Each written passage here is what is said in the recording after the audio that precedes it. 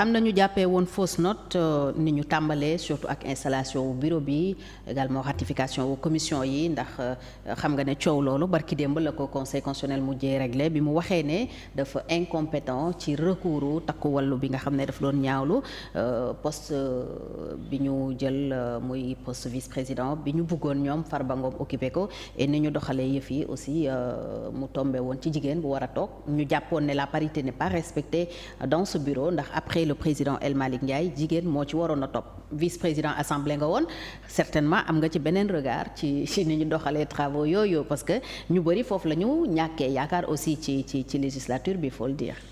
gis nga une majorité elle a toujours été oppressante et envahissante à l'Assemblée nationale. Ok. ñun je pense que c'était 11e comme 12e législature de bonnes intelligences qu'il y avait là-bas. Mais l'oppression était là, sur les temps d'antenne, sur beaucoup de choses. Ouais. Parce qu'il y avait effectivement le diktat des groupes parlementaires. Maintenant, je pense que dafa bokk ci réforme yi ñu war a def benn góor benn jigéen. Moi je pense que c'est les compétences qu'il nous faut. D'où qu'elles viennent. Jigéen baax na góor baax na jigéen baax na. li am solo mooy ki ñuy teg fii na ko yelloo mais je suis pas d'accord et j'ai jamais été d'accord dans ça. ci parité bi parce que c'est pas évident. su dee ka ñu fa teg amul profil bi musiba daf ñuy am. mais parce qu'il fallait simplement occuper ça non soo baay bi il a fouetté notre fierté il a montré que tout était possible dans ce pays bi ñu koy am âge am moo rek su Ablaye Wade amoon 55 ans ou 56 ans.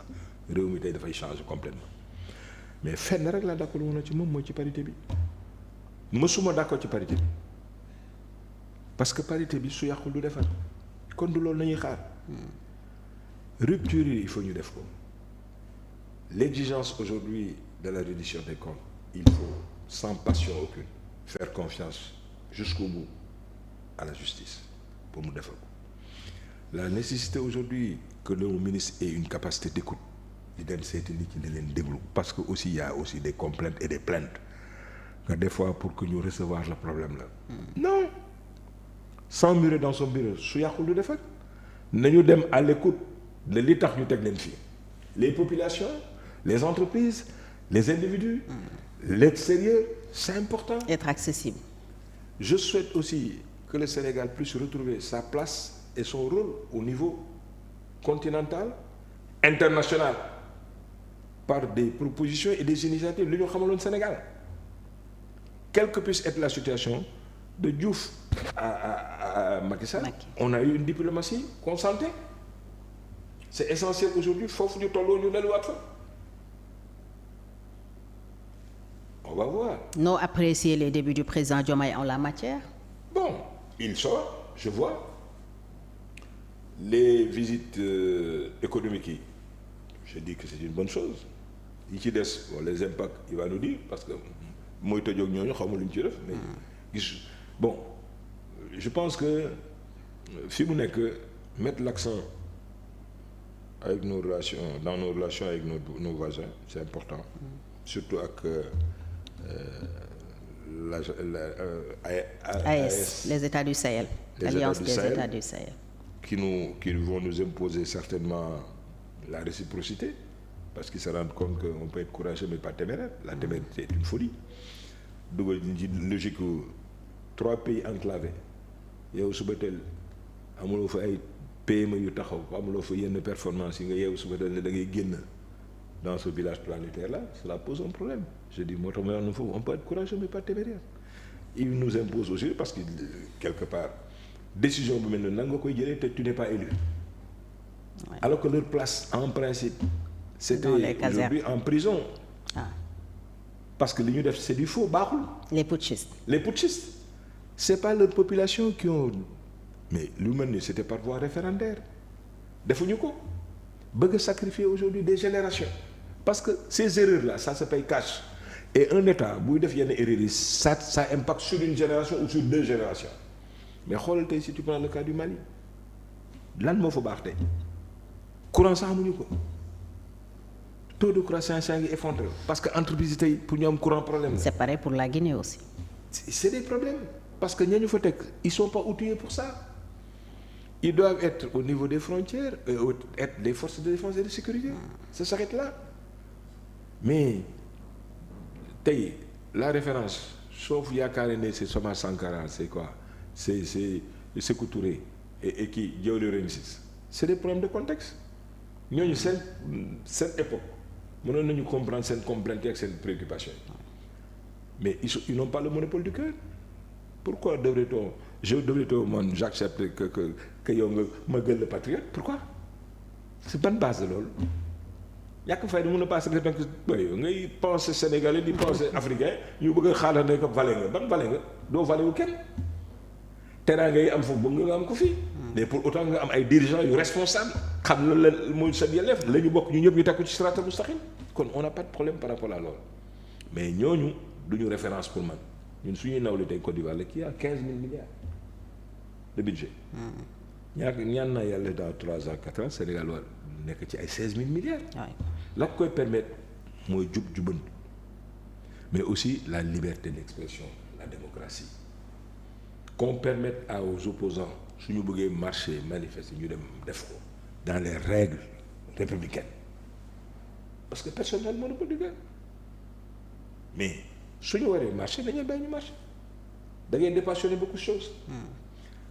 là l'international ne va pas être capté lu xew Sénégal et cetera dafa am yu basique yoo xam ne dañ baaxul nañu bàyyi opposition bi nañu am une opposition nañu respecter suñu opposition mais opposition bi aussi lu muy def dans le cadre de ses prérogatives na ko tënku ci droit na ko tënku ci suñuy valeurs républicaines le respect yenn paroles yi rafetul yenn yëf yi li may wax an du ma tal parce que li ma gëm dama koy wax mais ci njëkk ak ci teraanga parce que ki may déglu sax bëgg naa mu am une bonne opinion de moi kon am na loo xam ne su yàqul du defar ñoom dañu am ay droit ak ay yelleef ñi nekk au pouvoir am ay droit ak yelleef ku nekk na respecté beneen camp bi et puis la vie continue. Alors indexé nañu aussi pour ba tey wax ci économie le train de vie de l'État nga xam ne changé wul notamment avec les budgets de la présidence de la primature reconduit ak budget wu Assemblée nationale bi yokk 2 milliards luy sa lecture ci yooyu budget. non xam nga confronté aux réalités mais souviens-toi que c'est ce parti-là le PASTEF qui disait que suñu toogee dañuy dindi caisse noire j'ai compris man. rationaliser. voilà réduction non sax pour que dañ koy dindi bon dañ koy wax parce que toogaguloo comment xam nga muy demee. tey caisse noire boobu li muy réglé dafa bari dafa doon ci yu ma lay junj rek même par rapport à ta sécurité parce que da nga mën a wax léegi dama jegoon un peu. j'étais au cœur de la République caisse noire boobu li muy réglé dafa bari caisse noire boobu.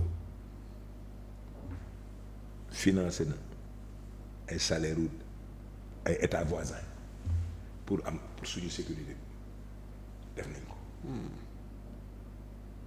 defar nañ ci ay tenues pour ay état voisin parce que c'était important que ñooñu am dignité suñu amee dignité mën a li ñu soxla ci ñoom ñu mën ko def pour que ay sàmba booy bañu dugg à travers foofu pour ñëw di ñu attaquer ñun kon bu ñu gis ne rek caisse noire bi dafa doon xaalis boo xam ne dañ ko def fi pour moom Ablaye Wade dañ ko def fi bu Diomaye déedéet caisse noire bi dafa am yu muy régler dans le cadre international li muy régler ci suuf moo ëpp li ñuy wax ci kaw da ngay gis un état hostile bu nekk fukk mais fongale mi ñu war a ñun di fay ay nit pour ñu wax lu baax ñun foofu méfiance ak inquiétude yu Massamba wax damba amoon ci Sénégal mais déedéet baaxul parce que lii kat lii ngeen foog waaye loolu amul ay lobbyistes dañu bokk ci loolu kon xaalis boobu dugul rek loolu surtout nag ci fi ñu jëm ñun dañu nar a gën a bari noonu ndax pétrole et gaz et xamal leen na xam nga ko fàtte occidentaux yi ànduñu kenn. seen intérêt oui les pays n'ont pas d'amis, ils n'ont que des intérêts. mën a déstabiliser dafa metti moo tax j'ai apprécié aujourd'hui la sérénité de Diomaye sur le retrait progressif des bases militaires. xaw ma ku ko déy wala ku ko inspiré mais mi ngi wane boppam mi ngi wane posture am lii muy def su defarul lu yàq dafa essentiel, dafa am solo. gis nga président de dañ ko diaboliser woon. bi mu jëlee décision boobu. mais y en a qui pensaient que dafay coup d'état c'est-à-dire du respecter du accepter le verdict des élections alors que 18h30 le président était dans les dispositions on a cherché à joindre Macky Sall pour lui dire félicitations mais pendant ce temps il y a eu des gens qui pensaient que du ko nangu. Il y a des choses pas croyables.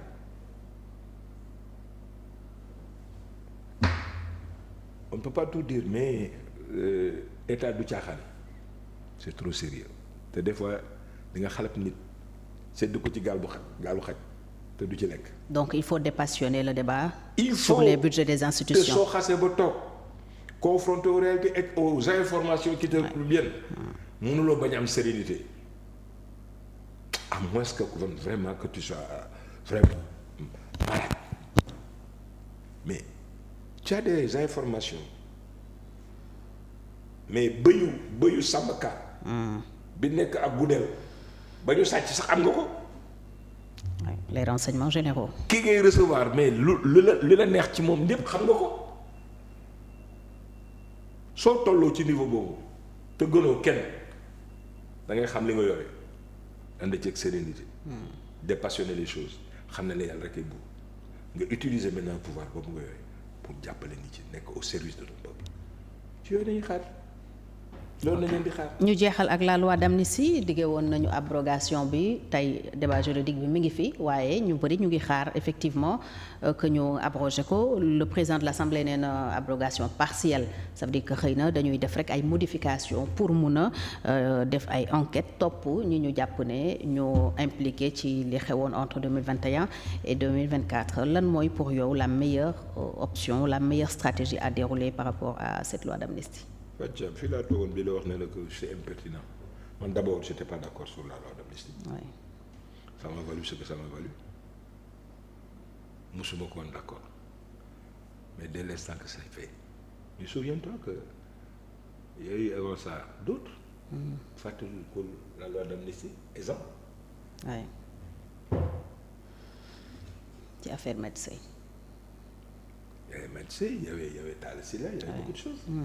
Problème de la Casamance ak yooyu. Cette loi